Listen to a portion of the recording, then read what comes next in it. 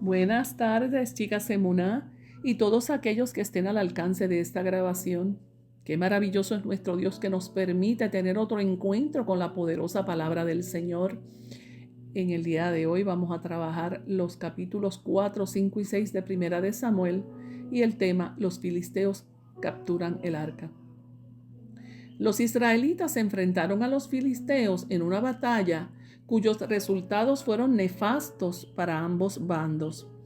Los israelitas deciden llevar el arca del pacto al campo de batalla, creyendo que su presencia ganaría el favor divino. Este plan falló catastróficamente cuando los filisteos derrotan a los israelitas y capturan el arca. Esto no solo representó una humillación para el pueblo de Israel, sino que también se interpretó como un juicio divino. La captura del arca por parte de los filisteos desencadenó una serie de eventos en los que Dios demuestra su soberanía y su poder. Una serie de calamidades se desató en tierra filistea, lo que produjo el terror en los enemigos de Israel. Los filisteos conocían que el arca del pacto era un objeto sagrado para los israelitas. Ellos tienen que haber oído que el Dios de los hebreos se manifestaba donde estuviera el arca.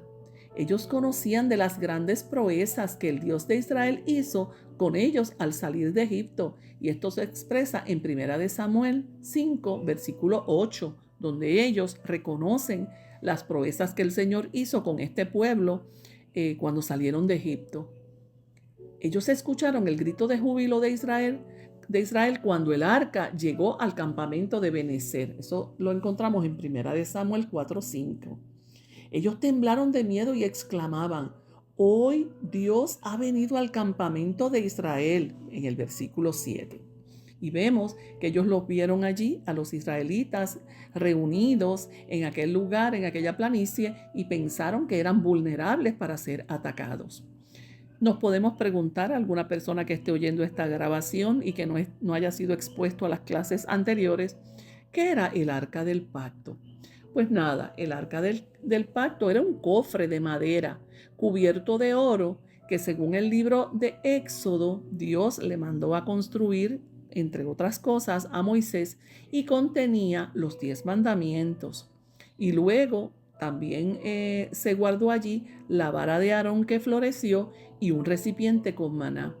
Era el objeto más sagrado para los israelitas y está ubicado en el lugar santísimo del tabernáculo. A este lugar, al lugar santísimo, no se podía entrar, nadie podía entrar. Solamente el sumo sacerdote, una vez al año, el día de la expiación, y allí ofrecía un sacrificio por los pecados del pueblo. El arca del pacto era algo muy sagrado porque representaba la misma presencia de Dios. De hecho, la presencia de Dios, la palabra en hebreo es Shekinah, se manifestaba sobre el propiciatorio, sobre esa tapa esa tapa del arca. Era un objeto bien sagrado, nadie lo podía tocar y mucho menos ver. Los filisteos vencieron a Israel en la ciudad de Benecer. En el versículo 10 se nos dice: ese mismo día murieron Elí, el que era sumo sacerdote, y sus 2 hijos. Esto fue una tragedia. El arca del pacto fue capturada, que de hecho Elí, cuando se enteró de que el arca del pacto había sido capturada, se cayó para atrás y se desnucó y murió, y sus 2 hijos también murieron en la batalla. Y entonces los filisteos llevan el arca a la ciudad de Asdod, donde había un templo al dios pagano llamado Dagón. Este fue un dios adorado no solo por los filisteos, sino también por las naciones que circundaban aquel lugar. Lo representaban como un hombre pez, mitad hombre, mitad pez. Y ellos creían, ¿verdad?, que él era el dios protector de los cultivos y que le debían a él la fertilidad. Esas eran las creencias de esas personas. Los filisteos estaban jubilosos y muy confiados en la superioridad de su Dios sobre el Dios de Israel. Ellos pensaban que su Dios Dagón les dio la victoria. Y entonces, ¿qué hicieron? Colocaron el arca junto a la estatua del dios Dagón, que era el templo donde ellos tenían al dios Dagón. Y esto lo hicieron para presentarlo ante él como una especie de trofeo. Pero ¿qué pasa? Que al siguiente día, Dagón esta historia es bien interesante, a mí me encanta, estaba postrado en tierra delante del arca. Esto lo dice 1 Samuel 5:3.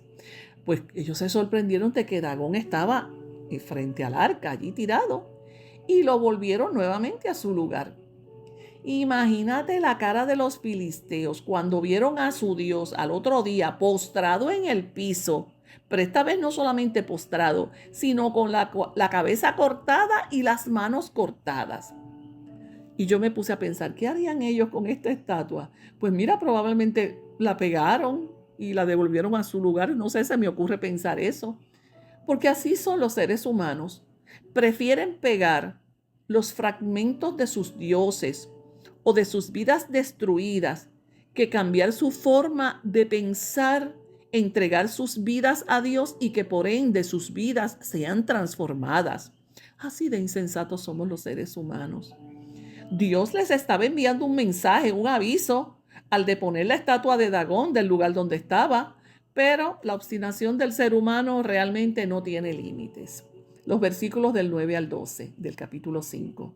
Dios hiere a los filisteos con una plaga que algunos comentaristas bíblicos aseguran que era la peste bubónica. Vamos a ver por qué ellos creen que era la peste bubónica.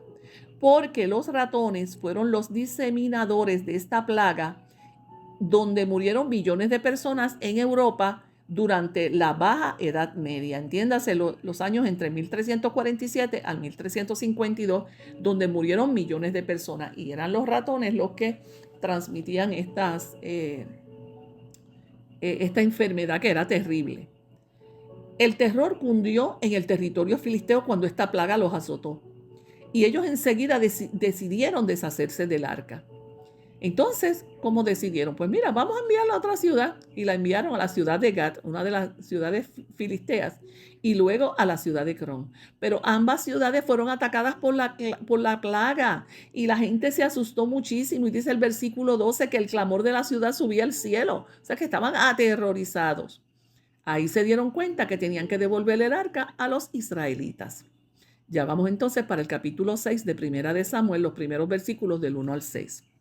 Los sacerdotes de los filisteos entonces sugirieron un plan para liberarse del arca. Vamos a ver cuál fue el plan. Es preciso hacer notar que el arca estuvo entre los filisteos 7 meses. No sé por qué se tardaron tanto en devolverla, no sé. Pero el sentido común les indicó que al devolver el arca, ellos tenían que mostrar algún tipo de arrepentimiento. No era devolverla así como así, no. Ellos reconocieron que estas plagas fueron enviadas por Jehová, el Dios de los israelitas, y decidieron ofrecer una ofrenda que consistía en figuras de oro en forma de los tumores que salían por la peste bubónica y los ratones que los atacaban. Es significativo el hecho de que los filisteos reconocieron el poder del Dios de Israel. Los paganos mostraron más reverencia hacia el arca, mira, que los mismos israelitas. Eso fue lo que yo noté. Los versículos del 10 al 12. Los filisteos, supersticiosos al fin, desarrollaron un plan con una serie de circunstancias bien improbables que pasaran. Pero ellos querían probar que verdaderamente el Dios de Israel estaba probando su ofrenda. Mira esto, este fue el plan. El arca fue puesta en un carro nuevo, conducido por vacas recién paridas. Una caja contendría las figuras de oro de los tumores y los ratones. Y la señal sería la siguiente. Si las vacas seguían su camino, entendían que Dios aceptó su ofrenda. Pero si regresaban, pues sería todo lo contrario. Recordemos que estas vacas eran recién paridas, tenían críos, y no es usual que vacas con críos se separen de ellos. Si estas vacas no miraban hacia atrás buscando sus becerros, significaba que la mano invisible y soberana de Dios guiaba el proceso. Pues mira, de manera sorprendente, las vacas no se desviaron, se dirigieron directamente hacia la tierra de Israel. Eso nos enseña, mis queridos y mis queridas oyentes, que Dios está en control de todo el universo. Si notamos el descontrol en el mundo, eso se debe a que Él se limita a sí mismo. Él se limita a sí mismo de intervenir porque está llevando a cabo un plan supremo y eso no nos podemos desvincular de eso. No es que Dios ha perdido poder, no es que a Dios no le interesa lo que está sucediendo aquí. No, es que hay un plan que se tiene que cumplir, ese plan supremo, ese plan soberano y Él se limita de intervenir en unas cosas para que ese plan se cumpla, aunque nosotros no entendamos.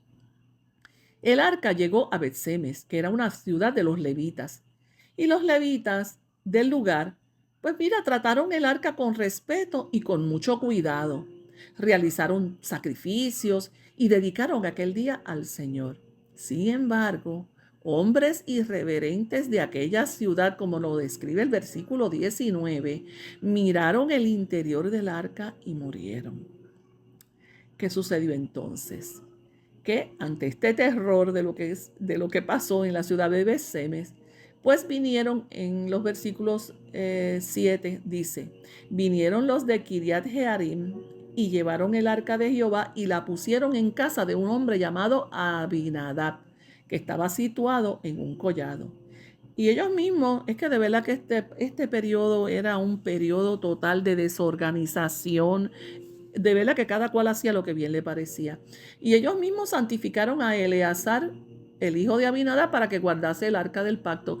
Mira, los estudiosos bíblicos donde yo leí, decía que Kiriat Jearim no era una ciudad de levitas.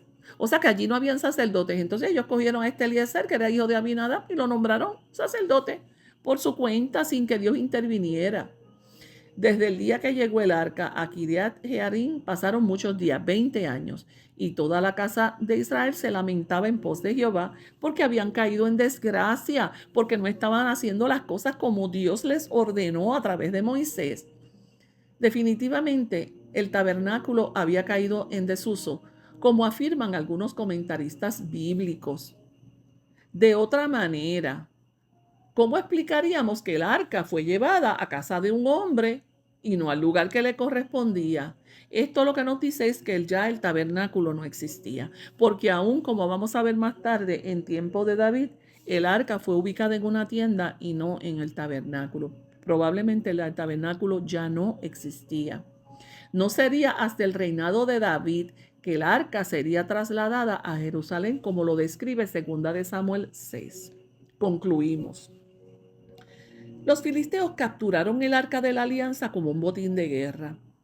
A raíz de este acto, ellos se enfrentaron a una serie de desastres y plagas que los obligaron a devolver el arca. Y esta historia está llena de profundas lecciones. En primer lugar, se nos describe cómo aquellos que no adoran a Dios reconocen su poder y su santidad. Esta gente, los filisteos, mostraron un respeto y una reverencia por este objeto sagrado, mira, muy diferente a la actitud mostrada por los habitantes de Bet-Semes, que se pusieron a ver igual lo que había dentro del arca y murieron. En conclusión, la advertencia de esta porción bíblica es que la presencia de Dios no puede ser tomada a la ligera y debe ser respetada y reverenciada. Esa es la lección de la clase de hoy, una de las lecciones poderosas. Oremos. Padre de la gloria, vengo a ti en el nombre poderoso de Jesús a darte gracias, Señor, porque ¿cómo es posible, Señor, que estas enseñanzas que ocurrieron hace tanto tiempo tengan tanta vigencia para nosotros hoy? ¿Cómo vivimos en un mundo rodeado de irreverencia, de faltas de respeto hacia tus cosas, aún por los mismos que profesan ser cristianos? Pero te pedimos misericordia, Señor, te pedimos perdón y nos humillamos delante de ti, Padre mío, nos humillamos delante de tu presencia. Y yo te pido, Señor, que podamos reconocer la santidad y la reverencia que tu presencia tiene.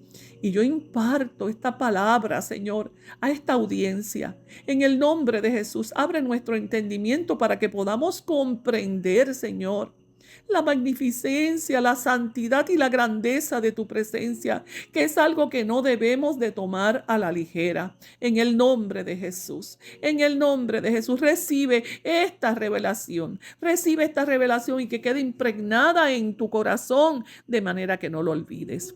Gracias, Señor. Te bendigo en el nombre de Jesús. Un abrazo a la distancia.